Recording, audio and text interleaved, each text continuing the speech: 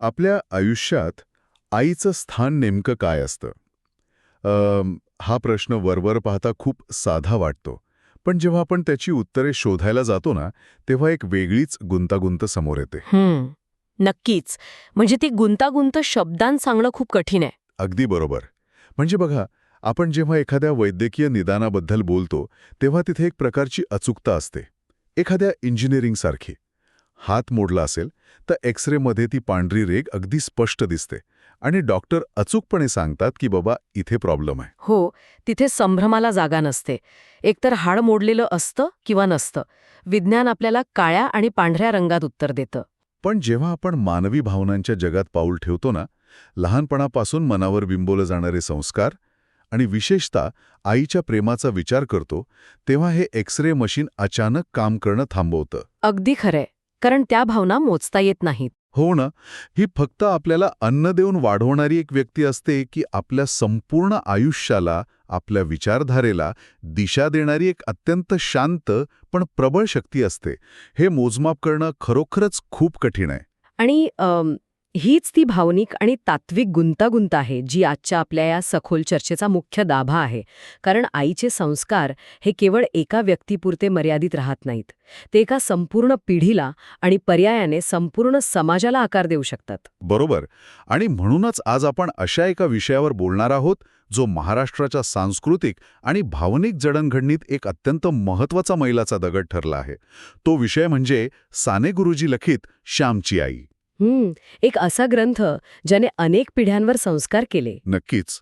आजचा आपला हा प्रवास अनेक अर्थांनी खास असणार आहे. आपण ही चर्चा अनेक विविध स्रोतांच्या आधारे पुढे नेणार आहोत.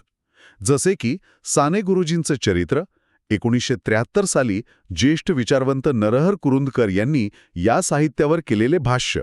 ते भाष्य खूप सडेतोड आणि महत्वाचं होतं. हो, त्याकडे आपण येणारच आहोत. आणि सोबतच श्यामची आईच्या इंग्रजी अनुवादावरील परीक्षणे आणि राष्ट्रीय चलचित्र विकास महामंडळाच्या म्हणजे NFDCच्या ऐतिहासिक नोंदी देखील आपण पाहणार आहोत. आणि या सर्व विस्तृत स्रोतांचा अभ्यास करून आपण एका अत्यंत कळीच्या प्रश्नाचं उत्तर शोधणार आहोत. ते म्हणजे श्यामची आई हे केवळ लहान मुलांसाठी लिहिलेले त्यांना रडवणारे एक भावनिक पुस्तक आहे की त्यामागे तत्कालीन समाजाला दिशा देणारे, स्वातंत्र्य लढ्याला एक नवी वैचारिक ऊर्जा देणारे एक अत्यंत सखोल तत्वज्ञान दडलेले आहे. चला तर मग हा विषय उलगडून पाहूया. आजच्या आधुनिक आणि धकाधकीच्या जीवनात जिथे माणसं फक्त प्रॅक्टिकल होण्याच्या नादात भावना विसरत आहेत, तिथे एका आईने दिलेल्या मूल्यांचं महत्त्व आज किती प्रासंगिक आहे हे समजून घेणं खूप उद्बोधक ठरेल. नक्कीच. तर साने गुरुजींच्या आयुष्यापासूनच आपण या प्रवासाची सुरुवात करूया. 1899 मध्ये कोकणातील पालगड या एका छोट्याशा गावात एका कुटुंबात पांडुरंग सदाशिव साने म्हणजे साने गुरुजींचा जन्म झाला. त्यांचे वडील महसूल गोळा करणारे खोत होते. बरोबर. सुरुवातीला कुटुंबाची परिस्थिती बऱ्यापैकी संपन्न होती, पण नंतर ती इतकी खालावली ना की त्यांचं घर, त्यांची भांडीकुंडी जप्त होण्याची वेळ आली. गरिबी आणि अपमान हे दोन्ही एकाच वेळी त्या कुटुंबाच्या वाट्याला आले. आणि याच गरिबीच्या झळा सोसत असताना 1917 मध्ये त्यांच्या आयुष्यात एक अत्यंत मोठी आणि कधीही न भरून निघणारी शोकांतिका घडली. पुरेशा वैद्यकीय सुविधांअभावी त्यांच्या आईचे म्हणजे यशोदाबाईंचं निधन झाले. बापरे, हे खूपच दुःखद होतं. हो, आणि यात सर्वात वेदनादायी गोष्ट ही होती की आईने जेव्हा आपला अखेरचा श्वास घेतला तेव्हा गुरुजी तिच्याजवळ असू शकले नाहीत. आईला शेवटचं न पाहता आल्याची ही सल त्यांच्या मनात आयुष्यभर एका न विझणाऱ्या आगीसारखी कायम राहिली. ही मानसिक अवस्था खरोखरच खूप अस्वस्थ करणारी असते. मी विचार करत होतो, ही अवस्था एखाद्या काय म्हणता येईल विलंबित एक्सपोजर असलेल्या फोटोग्राफसारखी असावी.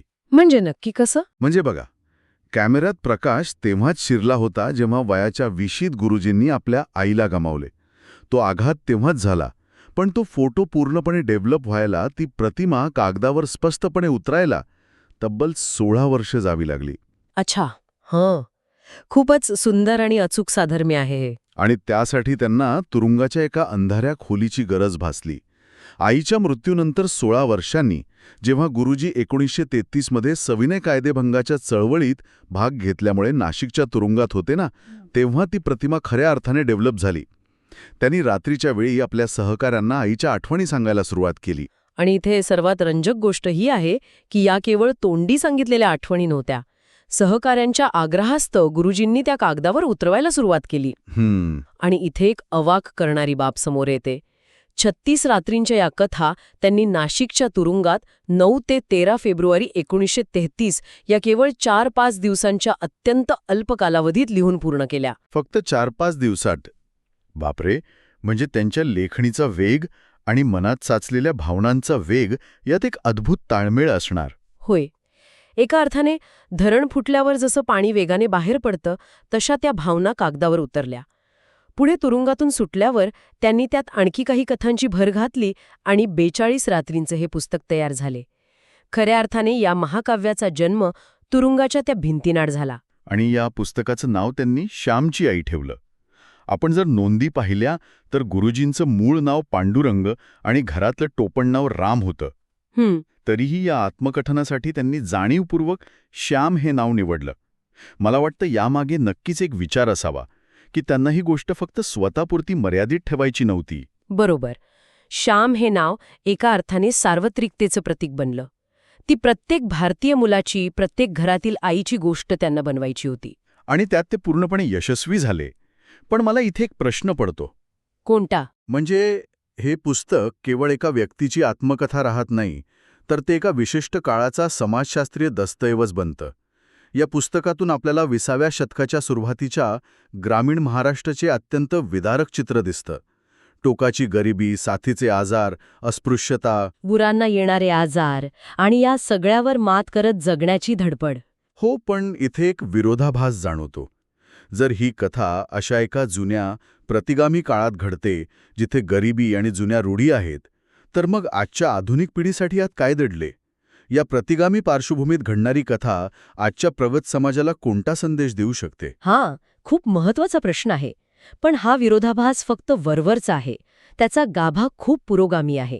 ते कसं काय? कथा जुन्या काळात घडत असली तरी त्यातील मूल्य शाश्वत आहेत. पुस्तकातील श्यामची आई अशिक्षित असली तरी ती श्यामला समतेचा आणि माणुसकीचा जो धडा देते तो आजही थक्क करणारा आहे.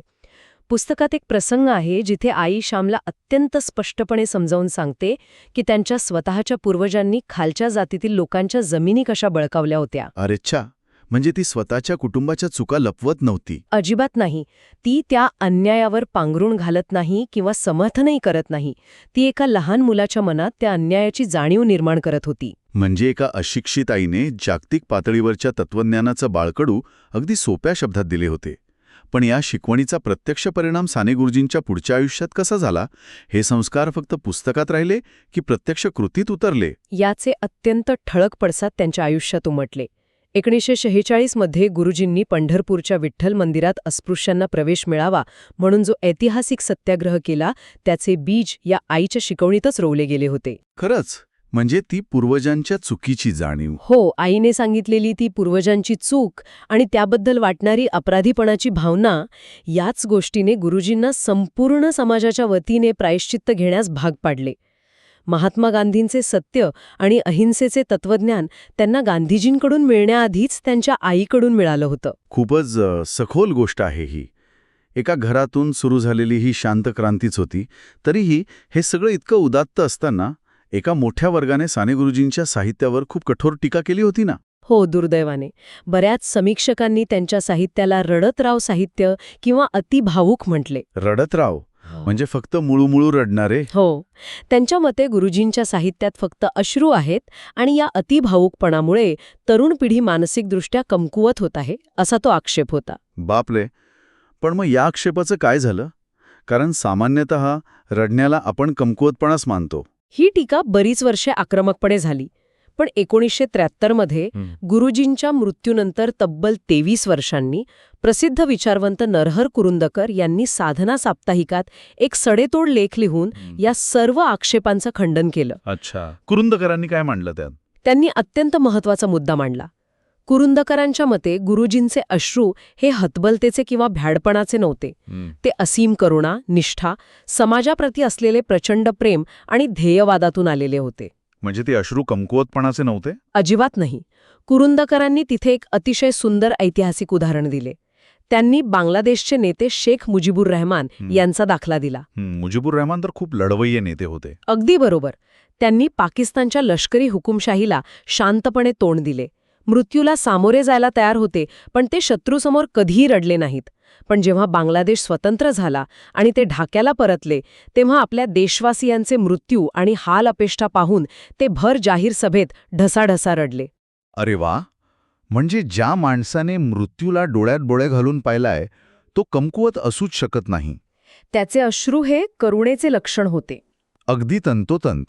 कुरुंदरकर म्हणतात की हाच नियम साने गुरुजींनाही लागू होतो. गुरुजींचं दुःख हे एका ध्येयवादी माणसाचं दुःख होते, जो समाजासाठी लाठ्या-काठ्या खात होता. त्यामुळे त्यांच्या साहित्याला रडत राव म्हणणं खूप वरवरचं आहे. हे ऐकल्यावर एक गोष्ट लक्षात येते. ही आश्चर्याचीच गोष्ट आहे की ज्या साहित्याला तत्कालीन समीक्षकांनी कमकुवत म्हटले, त्याच साहित्याने तरुण पिढीला देशासाठी तुरुंगात जाण्याची प्रेरणा दिली. मुलं रडकी कथा वाचून स्वातंत्र्य लढ्यात कशी उतरली? यामागे साने गुरुजींची एक अचूक समज होती. त्यांनी मुद्दाम 14 ते 18 वयोगटातील विद्यार्थ्यांसाठी लेखन केले. अच्छा, म्हणजे हा टार्गेट ऑडियन्स होता त्यांचा. होय, कारण हा तो काळ असतो जेव्हा मुलांची भावनिक जडणघडण होत असते. त्यांच्यात एक निखळ आदर्शवाद असतो. 30 वर्षांच्या वरील लोक संसारात आणि व्यवहारात अडकलेले असतात. त्यांच्याकडून त्यागाची अपेक्षा करणं कठीण असते. बरोबर. जेव्हा ही मुले श्यामच्या आईचा स्वतःच्या कुटुंबासाठीचा त्याग वाचायची, तेव्हा ती प्रतिमा नकळतपणे भारतमाता या संकल्पनेशी जोडली जायची. आणि गुरुजींच्या साहित्यात कुठेही वैफल्य किंवा आत्महत्या करण्याचं उदात्तीकरण नाही, तर जगण्याची आणि समाजासाठी हसत हसत त्याग करण्याची प्रेरणा आहे. तर मग या सगळ्याचा अर्थ काय काढायचा? हा भावनिक प्रभाव त्या विशिष्ट मराठी वातावरणात खूप सखोल होता. पण जेव्हा आपण ही कलाकृती जागतिक पातळीवर नेण्याचा प्रयत्न करतो तेव्हा काय होतं? इथे अनुवादाचा मोठा संघर्ष उभा राहतो. हो, कारण साने गुरुजी स्वतः उत्तम अनुवादक होते. त्यांनी त्रिचीच्या तुरुंगात तमिळ भाषेतील कुरळ या ग्रंथाचा मराठी अनुवाद केला होता. पण जेव्हा शांता गोखले यांच्यासारखे अनुवादक श्यामची आई इंग्रजीत आणतात, तेव्हा कोणती आव्हाने येतात? जर आपण याला मोठ्या चित्राशी जोडून पाहिले तर अनुवादातील सर्वात मोठा अडथळा भाषेचा नसून सांस्कृतिक भावनांचा असतो. एखादं उदाहरण देता येईल का? नक्कीच. पुस्तकातील आई जोशी देवता तशी हे वाक्य घेऊ. मराठी माणसासाठी आईला देवतेचा दर्जा देणं खूप नैसर्गिक आहे. हो, अगदीच.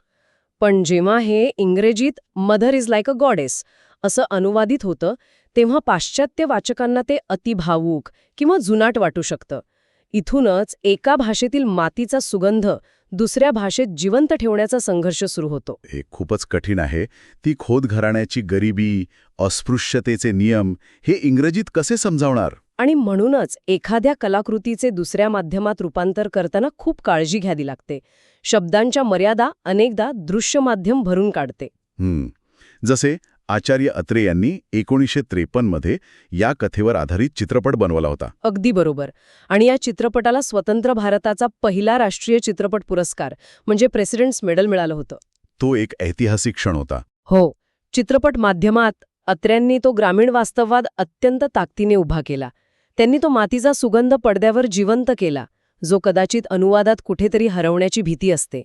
आजच्या या संपूर्ण चर्चेतून आपण एका स्पष्ट निष्कर्षाप्रत पोहोचलो आहोत की श्यामची आई हे केवळ बालसाहित्य नाही, तर ती एका पिढीला घडवणारी शांत शक्ती आहे. नक्कीच. माणूस आयुष्यात किती मोठा झाला, यापेक्षा त्याने आईने दिलेली मूल्ये किती जपली, हे जास्त महत्वाचे आहे. पण या सगळ्या आशादायी चर्चेच्या शेवटी एका अशा वास्तवाकडे वळणे अत्यंत गरजेचे आहे, जे खूप अस्वस्थ करणारे आहे. तो विरोधाभास जो साने गुरुजींच्या आयुष्याच्या अगदी शेवटी पाहायला मिळतो. हो, ज्या माणसाने समाजासाठी तुरुंगवास भोगला, ज्याच्या लेखणीने लाखो तरुणांमध्ये आशेचा किरण दाखवला, तोच माणूस 1947च्या स्वातंत्र्यानंतर इतका हतबल का झाला? तो काळ खरोखरच त्यांच्यासाठी खूप निराशाजनक होता. 11 जून 1950 रोजी साने गुरुजींनी झोपेच्या गोळ्या घेऊन स्वतःचं जीवन संपवले. ज्या माणसाने संपूर्ण आयुष्य समाजाला प्रेरणा देण्यासाठी वेचले, त्याची अशी अखेर का व्हावी? स्वातंत्र्यानंतर समाजात वाढलेली विषमता, महात्मा गांधींची हत्या आणि सत्तेसाठी सुरू झालेला स्वार्थ यामुळे ते पूर्णपणे तुटून गेले होते. परक्या इंग्रजांविरुद्ध ते लढू शकले, पण स्वतःच्या माणसांमधल्या क्रूरतेविरुद्ध लढण्याची ताकद त्यांच्यात उरली नाही. हे खूपच विदारक आहे. जाता जाता आपल्या सर्वांसाठी हा एक विचार करण्यासारखा प्रश्न आहे, ज्या माणसाचं साहित्य लाखो लोकांसाठी आशेचा किरण होते, तोच माणूस या जगाच्या कठोर वास्तवापुढे एवढा हतबल का झाला? आज आपण जो समाज निर्माण करत आहोत, त्यात साने गुरुजींसारख्या संवेदनशील आणि माणुसकी जपणाऱ्या माणसाला खरोखरच जगण्यासाठी जागा उरली आहे का? या प्रश्नावर नक्की विचार करा. आपण पुन्हा भेटू अशाच एका नवीन आणि सखोल चर्चेत. तोपर्यंत विचार करत रहा.